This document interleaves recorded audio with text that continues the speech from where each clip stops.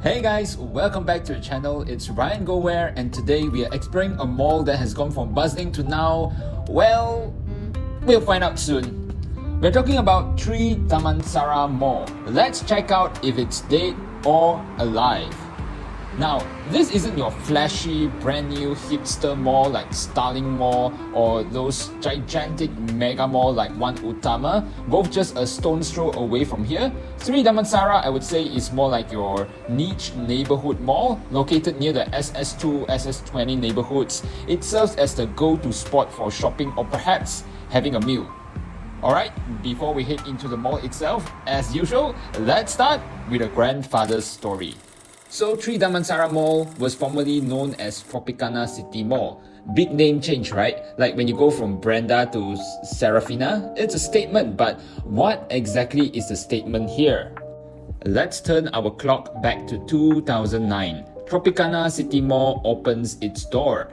It was a buzzing hub packed with families, young professionals. It had the golden screen cinemas, popular brands, a supermarket. It was the go-to spot for many in Damansara Utama, SS2. People were hyped.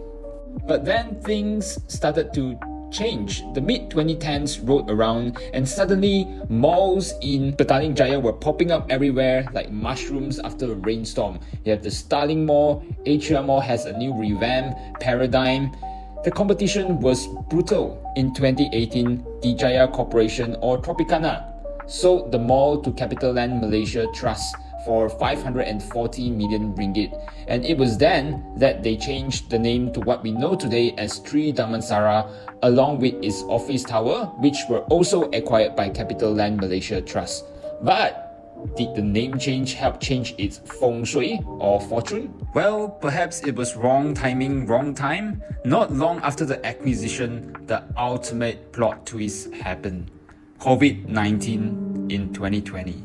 Lockdowns, social distancing, suddenly even the most vibrant malls felt like ghost towns. The COVID-19 dealt an even heavier blow. And eventually, the Golden Screen Cinema, a major anchor, packed up and left in 2024.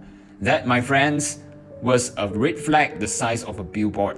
And of course, the lockdown also hurt its office asset and hence the performance of CapitaLand Malaysia Trust. Initially, the mall was bought at a slight premium to its valuation, and it has indeed raised some eyebrows in the investing community as its modest 5.4% property yield was seen as non-yield accretive. However, in recent years, CapitaLand Malaysia Trust has been trying to turn things around for Damansara Mall. One such incident is selling off the office tower to Legenda Group to optimize its asset value and focus on its core retail operations. But did it pan out? Anyway guys, hold on. Don't write the obituary just yet. Let's talk about the surroundings. This mall is smack dab at the intersection of Sprint Highway and LDP, major arteries. It's surrounded by high-density residential areas, affluent landed estates, and even office catchments. There's a population here that needs to shop, to eat, to, well, exist outside their homes, you can say. And guess what? There are new developments like the Maid Signature Suites right behind the mall. Co-working, co-living, targeting the younger crowd. These are potential shoppers, potential diners, potential life for this mall. Coming into the mall, it looks pretty huge, but empty on the ground floor. Then you have this really cool giant dome at the center that's just letting in streaks of natural sunlight that gives it a kind of brightness that enliven the atmosphere here.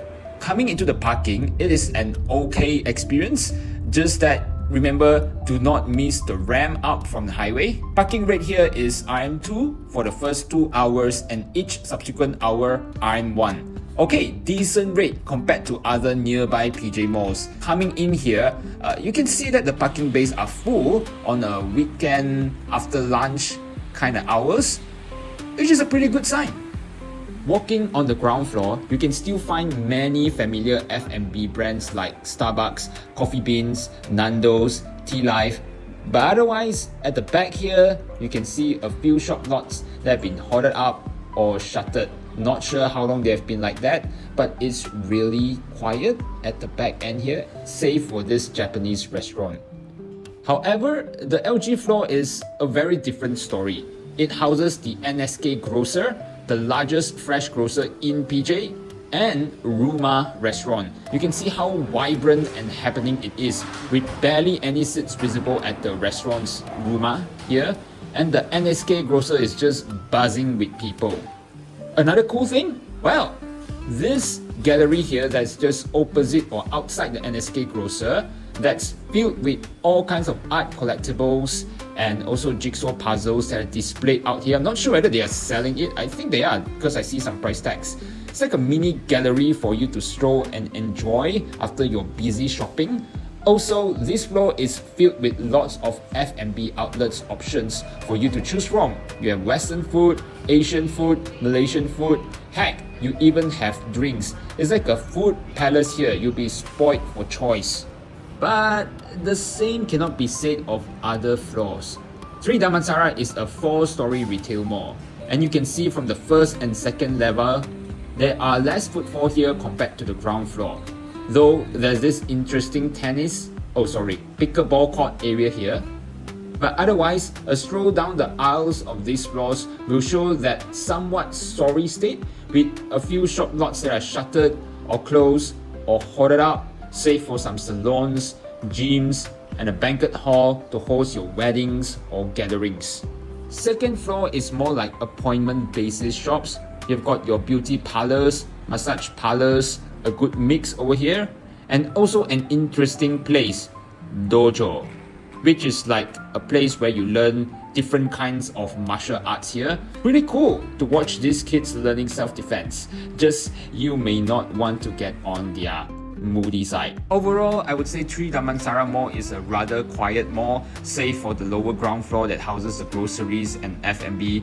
Other levels are just having less footfall, but still there are shops that are still open, your gym, salon, restaurants, etc. So yeah, it pretty much still got a pulse. Alright, enough about the depressing part. What about the fun part? I'm glad you asked. First, they have this Batu, or is it Batu? You guys let me know down in the comments below. Batu climbing on the ground floor. I'm just going to use Batu. That's a huge draw. An active lifestyle brand. People climbing walls, literally reaching for new heights. They even separate into kids section and adult section. Just packed with people. You can see queue just forming over at this spot. And you know what? There's even a restaurant, specifically a restaurant over here for people who might, feel thirsty or hungry after the intense workout. Next to it is this Impulse game shop here, not only for you to shop for your Labubu or Gundam figurines. No, if you feel like sitting down to play a game or two, they have comfy seats with PlayStation ready for you. The Golden Screen Cinema is no more, sadly, but in its place, they just opened the Idea Live Arena, Malaysia's largest indoor arena within a shopping mall. 61,000 square feet, sitting for up to 5,000 people. This isn't just a cinema anymore, folks. This is for concerts, live performances, corporate events. It's a 40 million ringgit investment. Look at it, with all the shining red paint and decoration. Felt like I'm strolling into a Broadway theatre. They have been here starting April 2025, so hopefully with this, it will draw in the concert goers, events goers, etc. to the mall and hence breathe more life into the mall itself. And of course, another fun thing that you definitely cannot miss as a sporty person is that this mall is a sports heaven to you. You have the tennis or pickleball court area at level 1 here. And then also at the back of level 1 here, just nearby the Chinese atas restaurant, right? You have this ping pong area. I believe it's quite cheap only to book a place here. So good to see that the management is utilizing the space to make it into a place that really encourages active lifestyle. Then, after your workout, if you feel like having a drink or meal, you can just walk out and head down the escalator here. And the F&B scene is getting a revamp, expanded alfresco dining, new and exciting brands coming in here. Just walking down this alfresco dining area, is like a promenade here. You have the Brew House, Kingdom Palace restaurants, Oyso Korean. They're trying to make this into a food haven, but it Seems like this place only comes alive at night because most of them are kind of like bars I see here. As at the time I'm walking here also on a Saturday afternoon, this place is just totally silent. Well guys, these are the fun things that you might want to do or you can consider doing in 3 Damansara over here. This just might be the reasons where 3 Damansara might just rise from the ashes like a phoenix with a shopping bag. Seems like the occupancy rate based on its latest 2024 results is 3 Damansara has improved its occupancy rate to 80%. So yeah, looks like the management is doing something really right. Think about it. Imagine a concert here, thousands of people just pouring in, needing food, needing drinks, maybe even wanting to do some shopping before or after the show. This isn't just about retail anymore. It's about an entertainment hub thing, like, about drawing a different kind of crowd. 3 Damansara is not one Utama, it's not Starling, and it's probably never going to be. But to call it dead, that's just not right. With the new tenants, the F&B revamp, and especially with the Ideal Life Arena, 3 Damansara is not just breathing, it's getting a serious high energy defibrillator shock, which hopefully can finally help to turn things around. So guys, the ultimate question is 3 Damansara Mall worth visiting? Well, if you are staying nearby Damansara Intan and you want to do your shopping, hang out with friends over a cup of coffee or a match of pickleball, this mall has it all. But if you are imagining a bustling mall, then perhaps this is not the mall for you.